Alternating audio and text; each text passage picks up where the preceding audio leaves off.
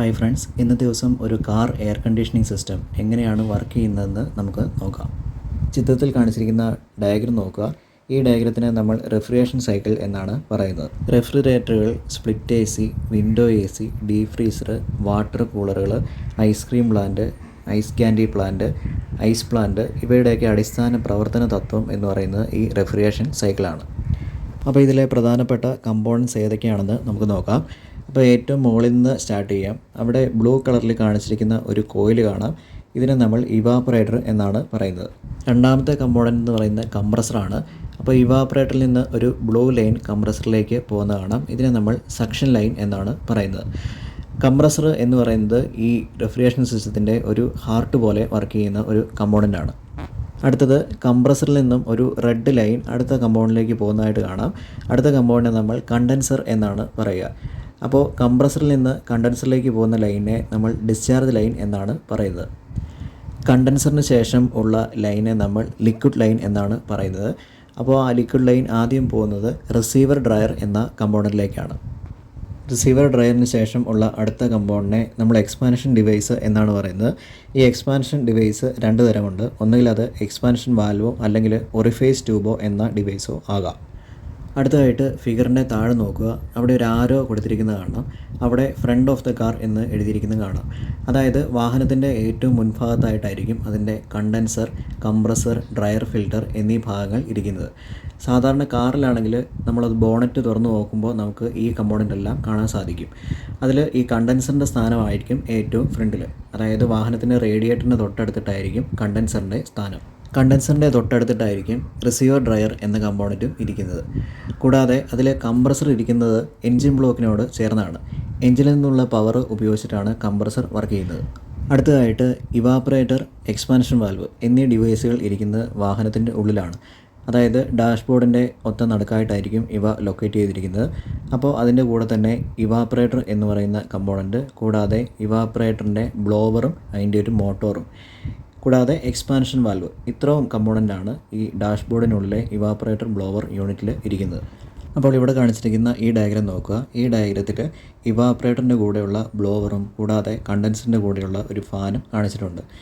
ഇനി ഈ സിസ്റ്റം എങ്ങനെയാണ് വർക്ക് ചെയ്യുന്നത് എന്ന് നമുക്ക് നോക്കാം. അപ്പോൾ ഈ സിസ്റ്റത്തിൻ്റെ പല ഭാഗത്ത് പല കളറുകൾ കൊടുത്തിരിക്കുന്നത് കാണാം.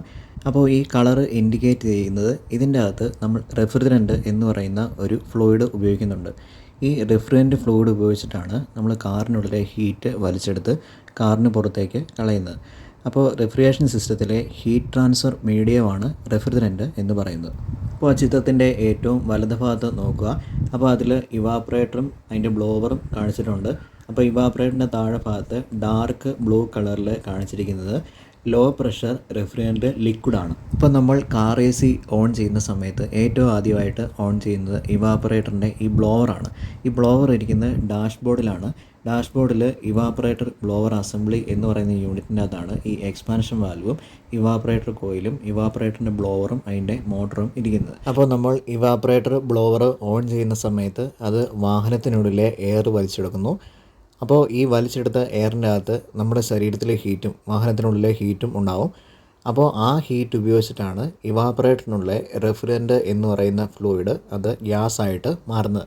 അതായത് ഒരു ലിക്വിഡിനെ നമ്മൾ ചൂടാക്കുമ്പോഴാണ് അത് ഗ്യാസ് ആകുന്നത്. ഈ പ്രോസസ്സിനെയാണ് നമ്മൾ ഇവാപ്പറേഷൻ എന്ന് പറയുന്നത്.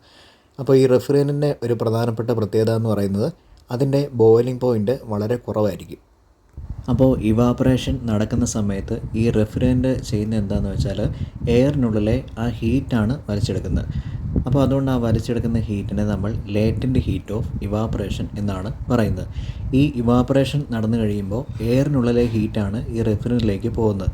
അതുകൊണ്ട് എയർ തണുക്കുന്നു. ആ തണുത്ത എയറാണ് നമ്മൾ ക്യാബിനുള്ളിലേക്ക് വീണ്ടും ഈ ബ്ലോവർ ഉപയോഗിച്ച് സപ്ലൈ ചെയ്യുന്നത്. അപ്പോൾ ഇവാപ്പറേഷൻ നടക്കുന്നതുകൊണ്ടാണ് അതിനെ ഇവാപ്പറേറ്റർ എന്ന് പറയുന്നത്.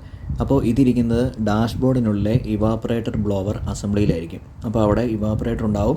ഇവാപ്പറേറ്ററിൻ്റെ ബ്ലോവറും അതിൻ്റെ മോട്ടറും കൂടാതെ എക്സ്പാൻഷൻ ഡിവൈസും അതിനുള്ളിൽ തന്നെ ഉണ്ടാവും. ഇവാപ്പറേഷൻ നടന്നു കഴിഞ്ഞിട്ടുള്ള അടുത്ത പ്രോസസ്സ് എന്ന് പറയുന്നത് കംപ്രഷനാണ്. അത് നടക്കുന്നത് കംപ്രസറിലാണ്. അപ്പോൾ ഈ കാർ എ സി സിസ്റ്റത്തിൽ ഉപയോഗിക്കുന്നത് സ്വാഷ് പ്ലേറ്റ് കംപ്രസർ എന്ന് പറയുന്ന കംപ്രസറാണ്. ഇത് ലൊക്കേറ്റ് ചെയ്തിരിക്കുന്നത് എഞ്ചിനോട് ചേർന്നിട്ടാണ് ഇരിക്കുക. അപ്പോൾ എഞ്ചിൻ്റെ പവർ ഉപയോഗിച്ചിട്ടാണ് ഈ കംപ്രസർ വർക്ക് ചെയ്യുന്നത്. അപ്പോൾ ഈ കംപ്രസർ ചെയ്യുന്നത് ഇവാപ്പറേറ്ററിൽ നിന്നുള്ള low pressure low temperature refrigerant ഗ്യാസിനെ വലിച്ചെടുക്കുന്നു. അതിനുശേഷം അതിനെ കംപ്രസ് ചെയ്ത് high pressure high temperature refrigerant ഗ്യാസാക്കി അത് കണ്ടൻസറിലേക്ക് എത്തിക്കുന്നു. അപ്പോൾ അതിൽ ഓരോ ലൈനുകളും പല കളറിലാണ് കൊടുത്തിരിക്കുന്നത്. അപ്പോൾ അതിൽ ഇവാപ്പറേറ്ററിൻ്റെ ഏറ്റവും താഴെ ഭാഗത്ത് ഡാർക്ക് ബ്ലൂ കളറിൽ കാണിച്ചിരിക്കുന്നത് റെഫ്രിജറൻറ്റ് ലിക്വിഡിനെയാണ്, ലോ പ്രഷർ റെഫ്രിജറൻറ്റ് ലിക്വിഡിനെയാണ് ഇൻഡിക്കേറ്റ് ചെയ്യുന്നത്. പക്ഷേ ഇവാപ്പറേറ്ററിൽ നിന്ന് പോകുന്നത് ഒരു ലൈറ്റ് ബ്ലൂ കളറിലാണ്. അപ്പോൾ ആ ലൈറ്റ് ബ്ലൂ കളറ് നേരെ കംപ്രസറിലോട്ടാണ് പോകുന്നത്. ഈ ലൈനെയാണ് നമ്മൾ സക്ഷൻ ലൈൻ എന്ന് പറയുന്നത്. ഈ സക്ഷൻ ലൈനിൽ കൂടെയാണ് കംപ്രസർ ഇവാപ്പറേറ്ററിൽ നിന്നുള്ള low pressure low temperature gas വലിച്ചെടുക്കുന്നത്. ഇനി കംപ്രസറിൽ നിന്ന് കണ്ടൻസറിലേക്ക് പോകുന്ന ലൈനെ നമ്മൾ ഡിസ്ചാർജ് ലൈൻ എന്നാണ് പറയുക. അപ്പോൾ അത് നല്ല റെഡ് കളറിലാണ് കാണിച്ചിരിക്കുന്നത്. അപ്പോൾ അതിനർത്ഥം അതിൽ കംപ്രസ് ചെയ്ത high pressure high temperature refrigerant ഗ്യാസാണ്. അപ്പോൾ അത് നേരെ കണ്ടൻസറിലേക്ക് എത്തുന്നു. അപ്പോൾ ഈ കണ്ടൻസറിൻ്റെ കൂടെ തന്നെ ഒരു കണ്ടൻസറിൻ്റെ ഫാനും ഉണ്ടാവും. അപ്പോൾ ഈ കണ്ടൻസറും കണ്ടൻസർ ഫാനും ലൊക്കേറ്റ് ചെയ്തിരിക്കുന്ന വാഹനത്തിൻ്റെ ഏറ്റവും ഫ്രണ്ടിൽ റേഡിയേറ്ററിൻ്റെ അടുത്തായിട്ടാണ്. അപ്പോൾ വാഹനം മൂവ് ചെയ്യുമ്പോൾ ഫ്രണ്ടിൽ നിന്നുള്ള കാറ്റ് കൂടാതെ ഈ ഫാനിൽ നിന്നുള്ള എയർ ഫ്ലോ ഇത് രണ്ടും ഉപയോഗിച്ചിട്ട് ഈ കണ്ടൻസറിനുള്ളിൽ വെച്ചിട്ട് കണ്ടൻസേഷൻ നടക്കുന്നു. കണ്ടൻസേഷൻ എന്ന് പറഞ്ഞാൽ ഹൈ പ്രഷർ ഹൈ ടെമ്പറേച്ചർ ആയിട്ടിരിക്കുന്ന റെഫ്രിജറൻറ്റ് ഗ്യാസ് അത് അതിലെ ഹീറ്റ് പുറത്തേക്ക് റിജക്റ്റ് ചെയ്ത് കഴിയുമ്പോൾ അത് ഹൈ പ്രഷർ റെഫ്രിജറൻറ്റ് ലിക്വിഡായിട്ട് മാറുന്നു. അപ്പോൾ ഫിഗറിൽ കണ്ടൻസറിൻ്റെ ഏറ്റവും താഴ്ഭാഗം ആകുമ്പോഴേക്കും അതിൽ ഒരു ഓറഞ്ച് കളറിലാണ് ആ റെഫ്രിജറൻറ്റ് കാണിച്ചിരിക്കുന്നത്. അതിൻ്റെ അർത്ഥം അതിൽ അടങ്ങിയിട്ടുള്ള ഹൈ പ്രഷർ റെഫ്രിജറൻറ്റ് ലിക്വിഡാണ്. ഇനി അടുത്ത കമ്പോണൻ്റ് എന്ന് പറയുന്നത് റിസീവർ ഡ്രയർ എന്ന് പറയുന്ന ഒരു കമ്പോണൻ്റാണ്. അപ്പോൾ റിസീവർ ഡ്രയറിന് രണ്ട് ഫംഗ്ഷനുണ്ട്. ഒന്നാമത്തേന്ന് പറഞ്ഞാൽ ഇതിൽ റെഫ്രിജറൻറ്റിനെ താൽക്കാലികമായിട്ട് സ്റ്റോർ ചെയ്യുക. രണ്ടാമത്തേന്ന് പറയുന്നത് ഈ റെഫ്രിജറൻറ്റിൽ അടങ്ങിയിട്ടുള്ള ഡസ്റ്റ് പാർട്ടിക്കിൾസ് മോയ്സ്ചർ എന്നിവയൊക്കെ ഫിൽറ്റർ ചെയ്ത് മാറ്റുക. ഈ രണ്ട് ഫംഗ്ഷനാണ് ഈ ഡ്രയറിനുള്ളത്. ഡ്രയറിൽ നിന്നുള്ള അടുത്ത കണക്ഷൻ പോകുന്നത് എക്സ്പാൻഷൻ വാൽവിലേക്കാണ്. ഈ എക്സ്പാൻഷൻ വാൽവ് ഇരിക്കുന്നത് ഇവാപ്പറേറ്ററിൻ്റെ തൊട്ട് അടുത്തായിട്ടാണ്. ഇതിന് പ്രധാനമായിട്ടും രണ്ട് ഫങ്ഷൻസാണ് ഉള്ളത്. ഒന്നാമത്തെ high pressure refrigerant low pressure refrigerant ലിക്വിഡാക്കി മാറ്റുക. രണ്ടാമത്തെ വാഹനത്തിനുള്ളിലെ ഹീറ്റ് അനുസരിച്ച് ഇവാപ്പറേറ്ററിലേക്ക് റെഫ്രിജറൻറ്റ് ഫീഡ് ചെയ്ത് കൊടുക്കുക. ഇനി അടുത്തതായിട്ട് ഈ ഡയഗ്രത്തിൽ ഈ കാർ എ സിയുടെ വ്യത്യസ്തമായിട്ടുള്ള കമ്പോണൻസ് എവിടെയൊക്കെ ഇരിക്കുന്നതെന്ന് വ്യക്തമായിട്ട് കാണിച്ചിട്ടുണ്ട്. അപ്പോൾ അതിൽ വാഹനത്തിനുള്ളിലെ ഡാഷ്ബോർഡിൻ്റെ അകത്തായിട്ടായിരിക്കും ഈ എക്സ്പാൻഷൻ വാൽവും ഇവാപ്പറേറ്ററും ഇരിക്കുന്നത്. അപ്പോൾ ഇവിടെ കൂളിംഗ് യൂണിറ്റ് എന്ന് എഴുതിയിട്ടുണ്ട്. അപ്പോൾ അതിൻ്റെ മറ്റൊരു പേരെന്ന് പറയുന്നത് ഇവാപ്പറേറ്റർ ബ്ലോവർ അസംബ്ലി എന്നാണ്. ഇനി അതിൻ്റെ അടുത്തുള്ള കമ്പോണൻ്റ് എന്ന് പറയുന്നത് ഈ കംപ്രസറാണ്. അപ്പോൾ കംപ്രസർ ഇരിക്കുന്ന എൻജിൻ ബ്ലോക്കിൻ്റെ അടുത്തായിട്ടാണ്. എൻജിൻ്റെ പവർ ഉപയോഗിച്ചിട്ടാണ് കംപ്രസർ വർക്ക് ചെയ്യുന്നത്. അപ്പോൾ ഇവിടെ ഒരു യെല്ലോ കളറിൽ കാണിച്ചിട്ടുണ്ട്. അപ്പോൾ അതിൽ ബ്ലൂ കളറിൽ കാണിച്ചിരിക്കുന്നത് ആ ലൈൻ എന്ന് പറയുന്നത് സക്ഷൻ ലൈനാണ്. ഇനി കംപ്രസറിന് ശേഷം അടുത്ത കമ്പോണൻ്റ് എന്ന് പറയുന്നത് ഈ കണ്ടൻസറാണ്. കണ്ടൻസറിൻ്റെ കൂടെ തന്നെ ഒരു ഫാനും കൂടെ ഉണ്ടാവും. അത് രണ്ടും ഏറ്റവും ഫ്രണ്ടിലായിട്ടാണ് ഇരിക്കുക. ഇതിൻ്റെ തൊട്ടടുത്തായിട്ട് തന്നെ നമുക്ക് റിസീവർ ഡ്രയറും കാണാൻ പറ്റും. ഇനി റിസീവർ ഡ്രയറിൽ നിന്നുള്ള ലൈൻ നേരെ പോകുന്നത് എക്സ്പാൻഷൻ ഡിവൈസിലേക്കാണ്, അല്ലെങ്കിൽ എക്സ്പാൻഷൻ വാൽവിലേക്കാണ്. അതിരിക്കുന്നത് ഈ ഇവാപ്പറേറ്റർ ബ്ലോവർ അസംബ്ലിക്കുള്ളിലാണ്. ഇനി അടുത്തതായിട്ട് കംപ്രസറുമായിട്ട് ബന്ധപ്പെട്ട മാഗ്നറ്റിക് ക്ലച്ച് എന്ന് പറയുന്നത് വളരെ ഇമ്പോർട്ടൻ്റ് ആയിട്ടുള്ളൊരു കമ്പോണൻ്റ് വർക്കിംഗ് ആണ് പറയുന്നത്. അപ്പോൾ ഈ ചിത്രത്തിൽ കാണിച്ചിരിക്കുന്നത് ഈ കാർ എ സിയുടെ കംപ്രസറാണ്. ഇത് എൻജിൻ വഴി ബെൽറ്റ് വഴിയാണ് കണക്ട് ചെയ്തിരിക്കുന്നത്. പക്ഷേ എൻജിൻ വർക്ക് ചെയ്യുന്ന സമയത്ത് ഈ കാർ എ സിയുടെ കംപ്രസർ വർക്ക് ചെയ്യാറില്ല. കാരണം എ സി സ്വിച്ച് ഓണാക്കിയാൽ മാത്രമേ ഈ കംപ്രസർ വർക്ക് ചെയ്യുന്നുള്ളൂ. അപ്പോൾ അതിൻ്റെ ലെഫ്റ്റ് ഭാഗത്ത് നോക്കുക, അതിൽ വൈറ്റ് കളറിലാണ് ആ കാണിച്ചിരിക്കുന്നത്. അതായത് ബെൽറ്റ് റൊട്ടേറ്റ് ചെയ്യുന്നുണ്ട്, പക്ഷേ കംപ്രസർ വർക്ക് ചെയ്യുന്നില്ല. ഇനി അതിൻ്റെ വലതു ഭാഗത്ത് നോക്കുക, വലതു ഭാഗത്ത് എ സി നമ്മൾ ഓൺ ചെയ്ത് കഴിയുമ്പോഴാണ് ഈ കംപ്രസർ വർക്ക് ചെയ്യാൻ തുടങ്ങുന്നത്. അപ്പോൾ ഇത് സാധ്യമാക്കുന്നത് രണ്ട് കമ്പോണൻസ് ഉപയോഗിച്ചിട്ടാണ്. അതിലൊന്നാമത്തെ കമ്പോണൻറ്റിനെ ആ ഇടത് സൈഡിലെ പിക്ചറിൽ കാണിച്ചിട്ടുണ്ട്. പ്രഷർ പ്ലേറ്റ് അല്ലെങ്കിൽ ക്ലച്ച് പ്ലേറ്റ് എന്ന് പറയും. രണ്ടാമത്തെ കമ്പോണൻറ്റിനെ നമ്മൾ ക്ലച്ച് കോയിൽ എന്നാണ് പറയുക. ഈ ക്ലച്ച് പ്ലേറ്റ് ഇരിക്കുന്നത് കംപ്രസറിൻ്റെ പുള്ളിയുടെ ഏറ്റവും ഫ്രണ്ടിലായിട്ടാണ്.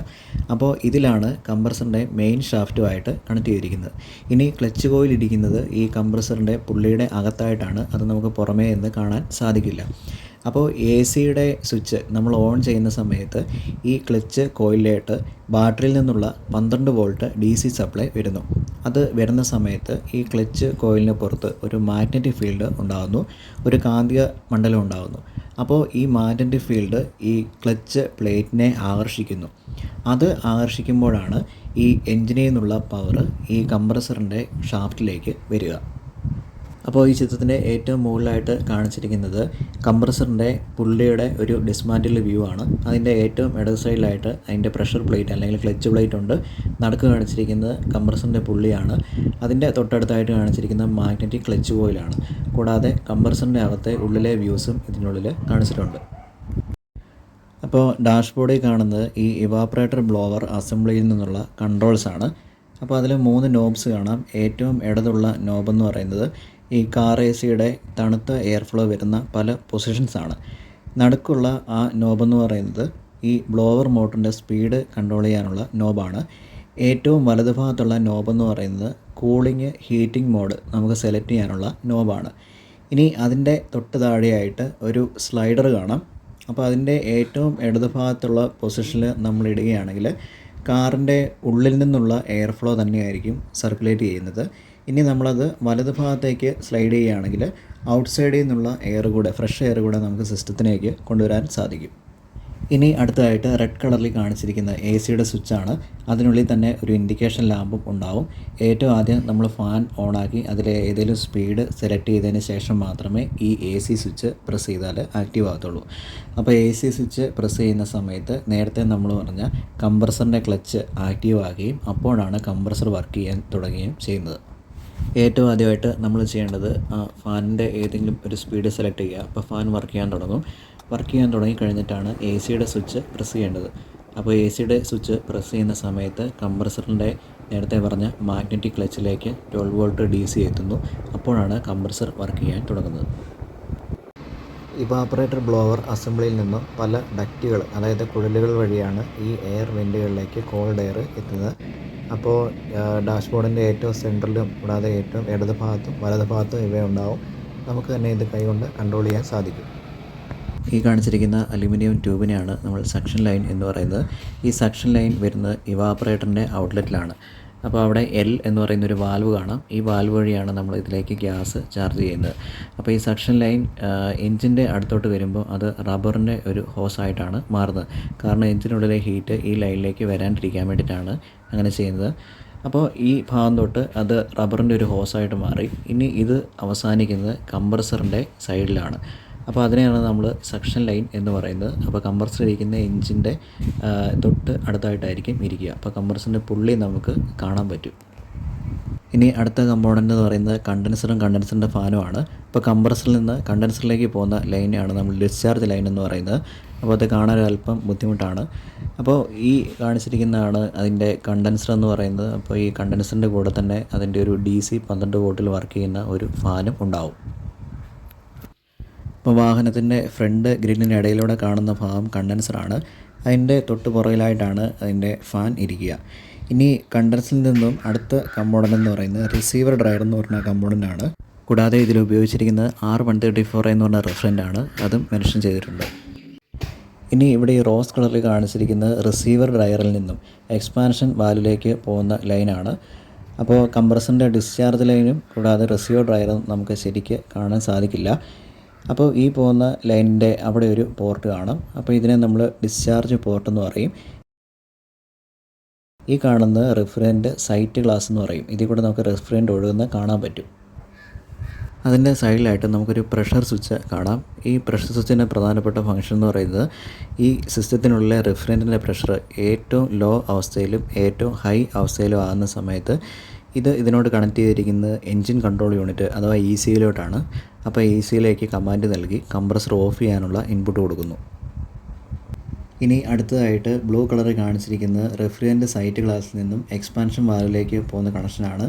അപ്പോൾ എക്സ്പാൻഷൻ വാൽവും ഇവാപ്പറേറ്ററും നമുക്ക് കാണാൻ സാധിക്കില്ല. അത് ഡാഷ്ബോർഡിനുള്ളിലെ ഇവാപ്പറേറ്റർ ബ്ലോവർ അസംബ്ലിക്കുള്ളിലാണ് ഇരിക്കുന്നത്. അപ്പോൾ ഇത്രയും കമ്പോണൻസ് ആണ് ഈ കാർ AC സിസ്റ്റത്തിൻ്റെ അകത്ത് ഉള്ളത്. ഇനി ഇതിൻ്റെ അകത്ത് നമ്മൾ കാർ ACയുടെ വയറിങ് സംബന്ധമായിട്ടുള്ള കമ്പോണൻസ് ഒന്നും പറഞ്ഞിട്ടില്ല. അത് മറ്റൊരു വീഡിയോയിൽ കാണിക്കുന്നതായിരിക്കും. അപ്പോൾ എല്ലാവരും ഈ വീഡിയോ ലൈക്ക് ചെയ്യുക, ഷെയർ ചെയ്യുക, കമൻറ്റ് ചെയ്യുക. കൂടാതെ ഈ ചാനൽ സബ്സ്ക്രൈബ് ചെയ്യുക.